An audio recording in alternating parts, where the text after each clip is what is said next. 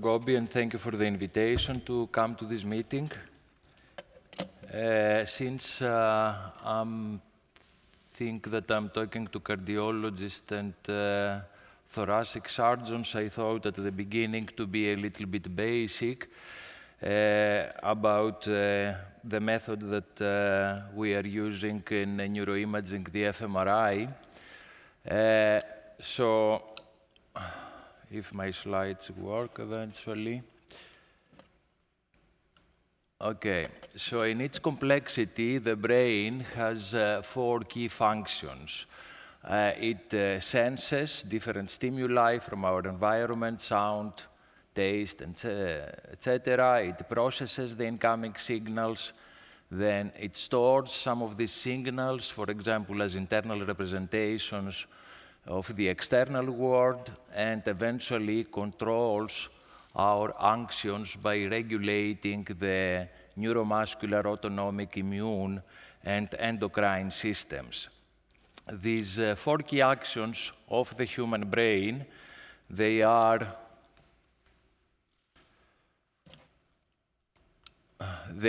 represented in a complex array of functionally and anatomically distinct areas in the cortical cell of the brain. And classical neuroanatomists, they identified approximately 50 of these areas in the human brain, but considering the large amount of areas that they have been discovered in the last years in non-human primates, and also the expansion of the cortical surface, particularly in the frontal areas, in humans in comparison with non-human primates, these areas, they should be most probably more than 100. So how we can use the MRI technique to identify these areas in the human brain, and what is the importance of that? The window opened essentially in 1990 by Seiji Ogawa. He was doing experiments at this time at the IT&T laboratories in New York using hypercapnia in experimental animals. And he observed that changes in blood oxygenation can be detected with MRI.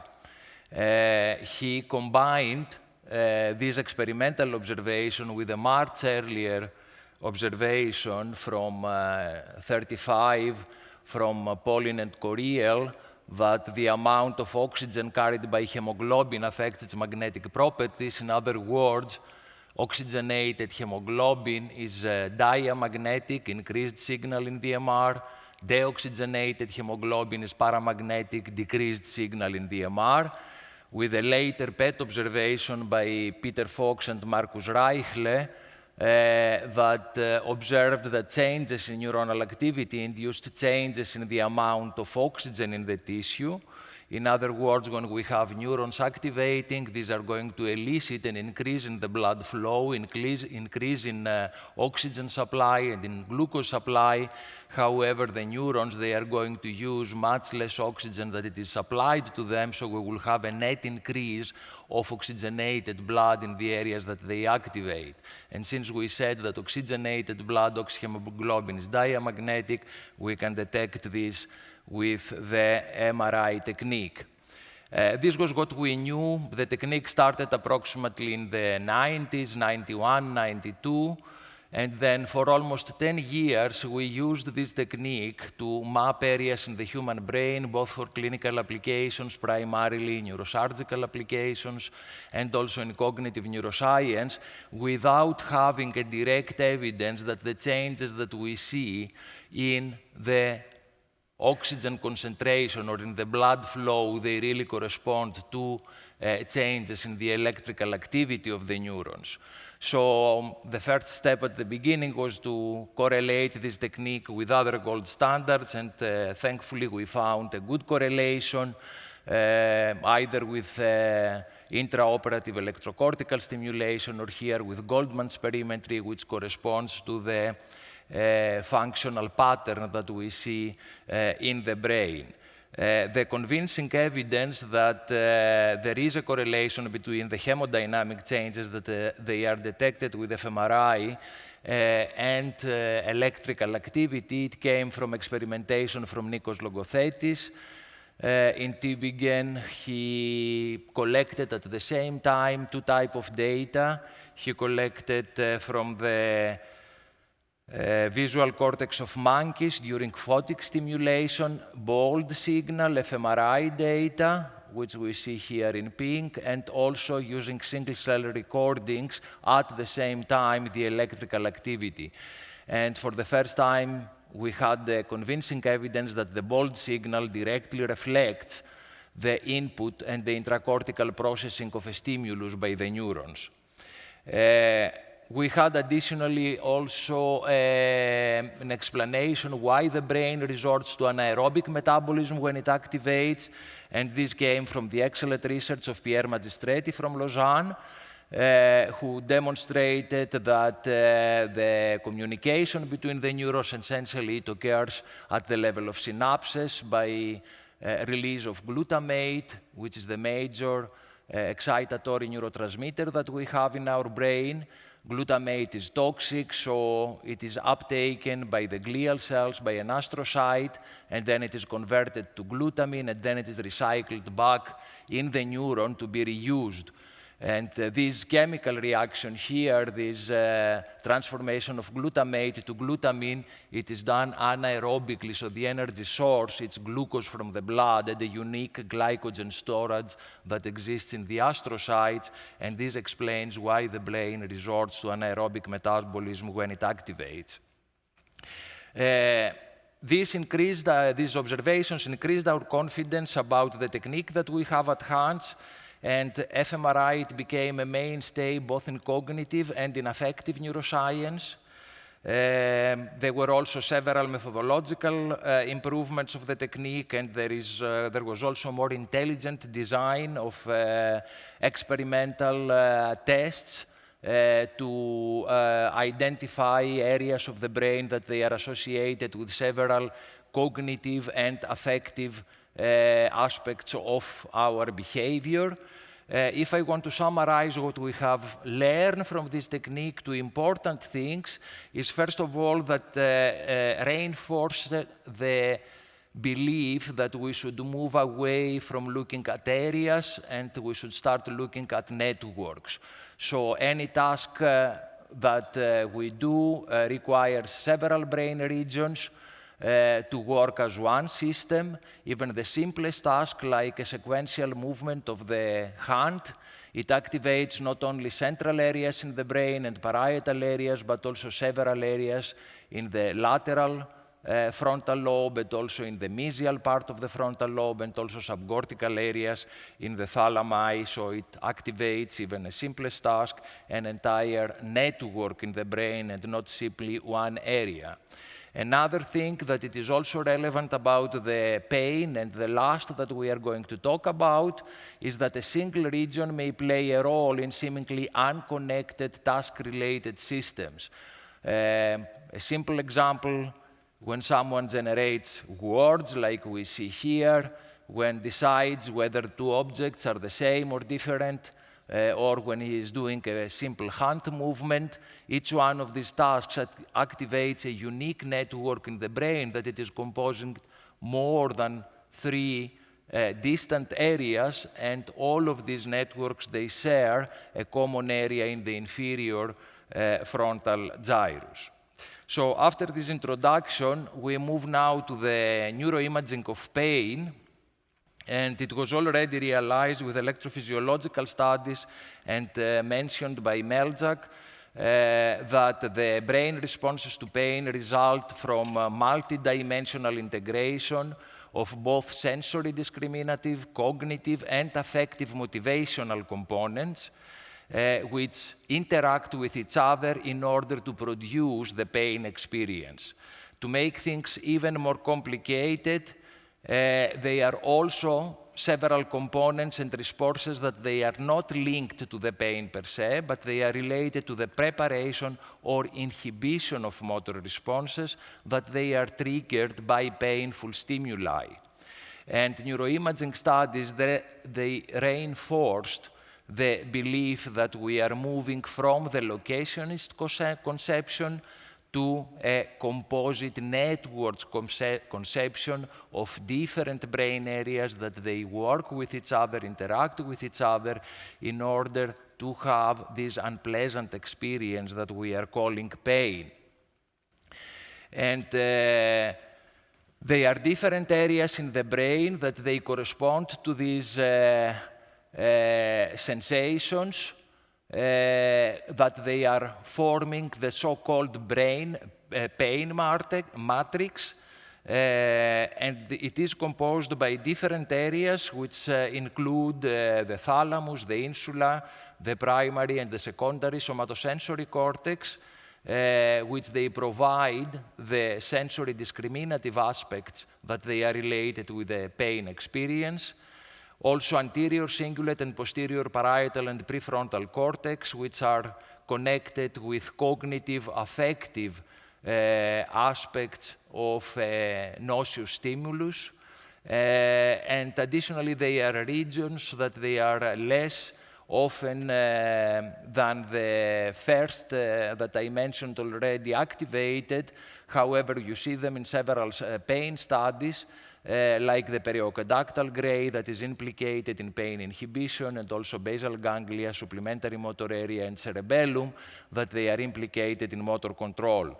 I will refer to a review meta-analysis study that it was published in 2000 that shows several of these areas that they activate, and each point here represents a maximum change in the hemodynamics during pain stimulation from different studies, and we see that the ones that they activate more constantly are the areas that they are located around the insula, as well the areas that they are located in the anterior and mid part of the cingulate gyrus, and these are the ones that we will mainly focus. So first of all, most of the studies, they show bilateral insula and secondary somatosensory activation.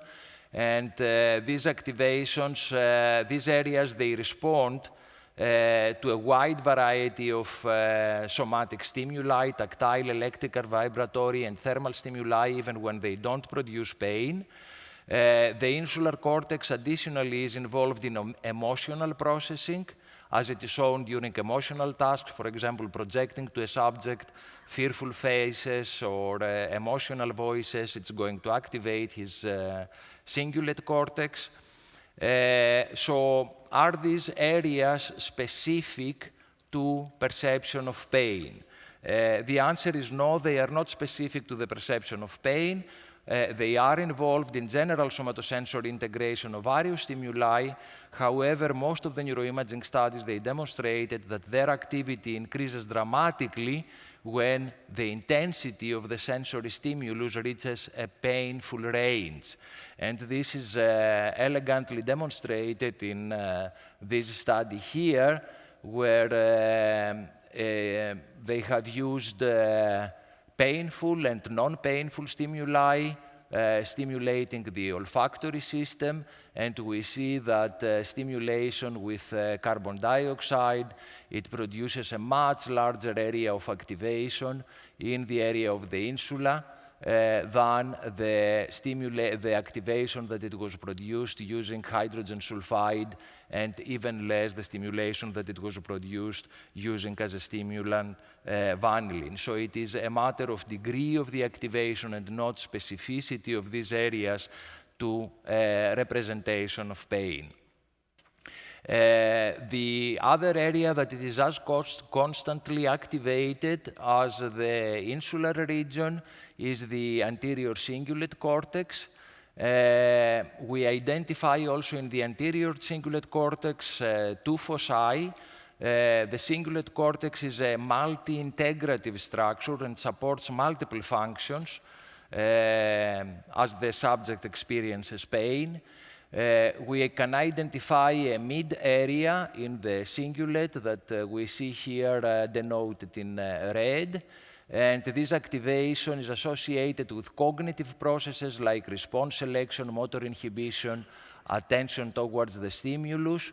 And there is a more rostral area in the cingulate, so around the genu of the corpus callosum, which reflects more affective reactions associated with the pain and pleasantness.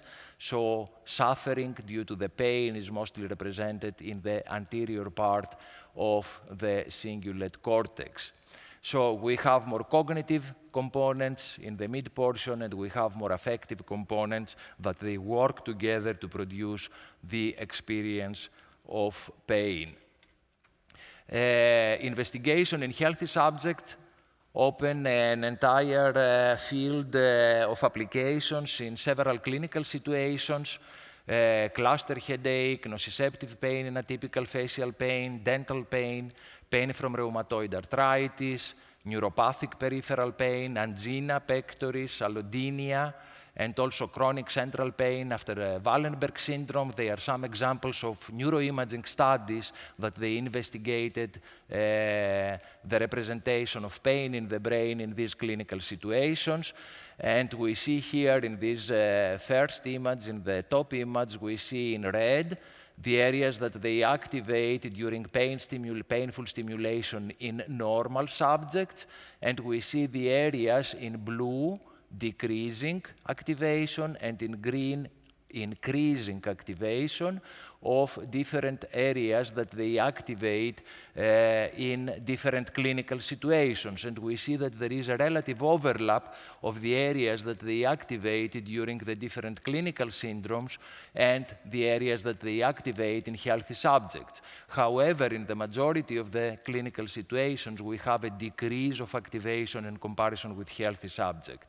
And here they are coming other studies using analgesic procedures, which they demonstrate that administration of opioids, administration of anesthetic blocks, thalamus stimulation, and motor cortex stimulation, they also activate corresponding areas like the ones that we see in healthy subjects when they are stimulated with a painful stimulus.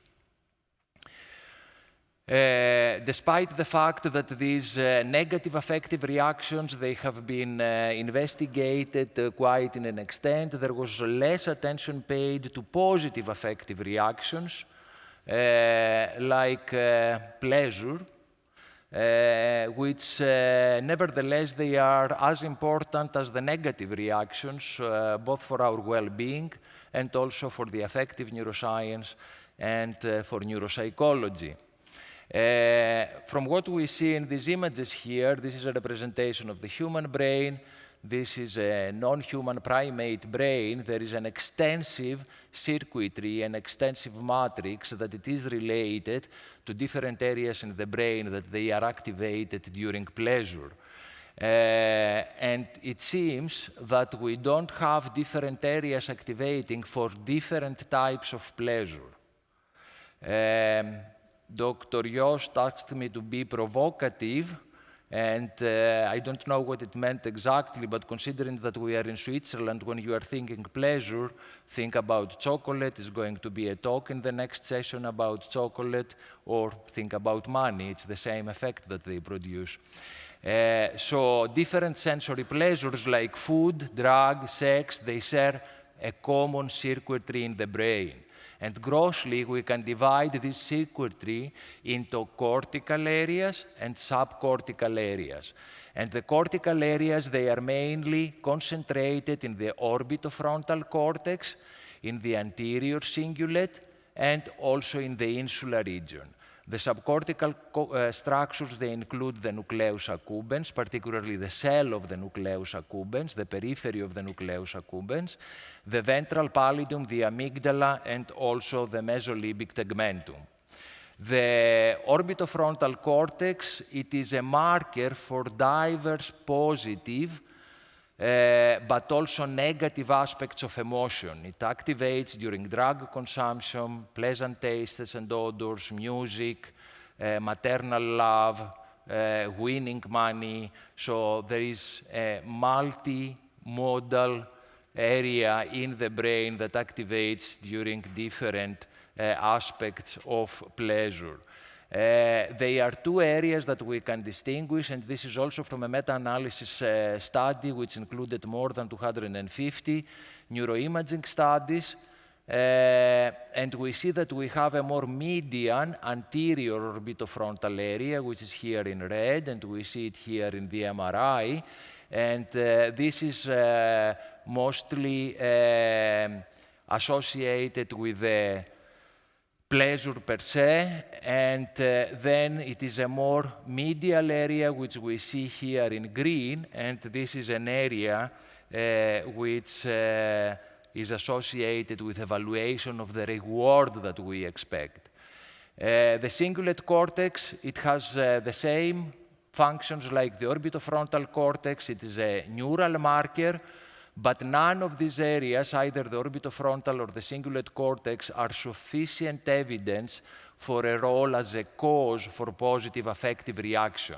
So even if we don't have these areas, even if these areas are lesioned, we can still have a positive affective reaction. So the areas that they are the core areas for affective reactions, they are the subcortical areas. They play an essential, sufficient cause for positive affective reactions or leaking for sweetness.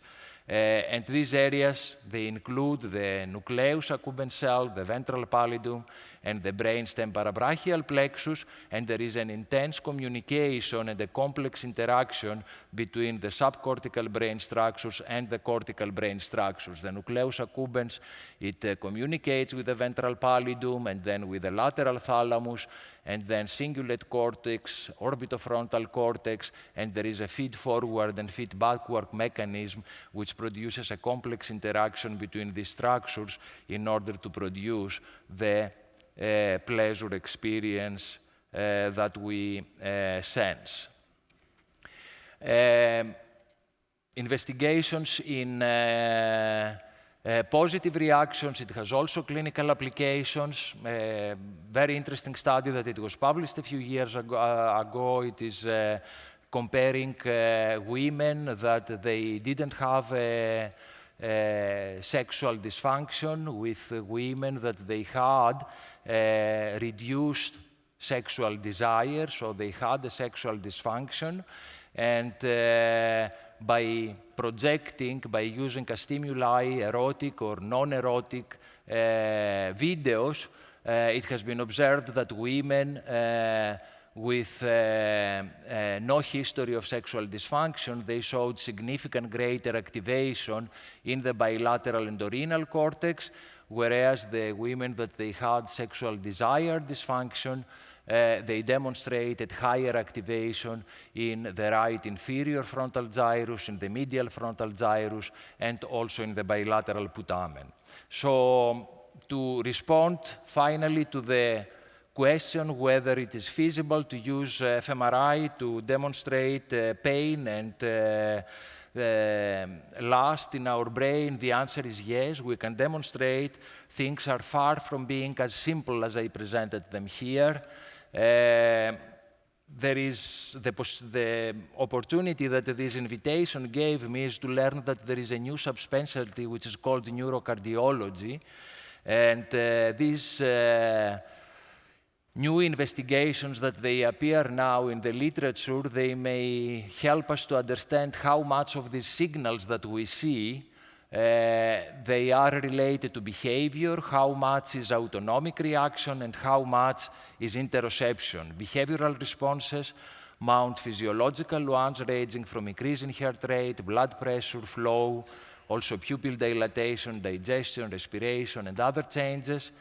And consciousness emerges from the brain and body acting together, and the heart here plays a very important role.